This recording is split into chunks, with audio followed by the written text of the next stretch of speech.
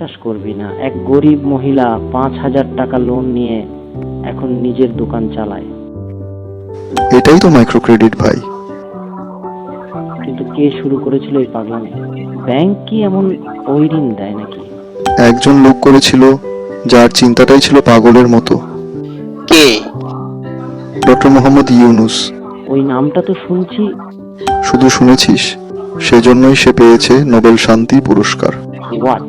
একজন ব্যাংকার শান্তির নোবেল? কারণ সে প্রমাণ করেছে অর্থ দিয়েও শান্তি আনা যায় যদি সেটা পৌঁছায় সঠিক মানুষের কাছে। মানে ওই গরিব মহিলার মতো লোকদের কাছে? হ্যাঁ ভাই, ওই এক একটা ছোট লোনই হাজার হাজার স্বপ্ন গড়েছে। এই লোকটা তো আসলে বিপ্লব ঘটিয়ে দিয়েছে।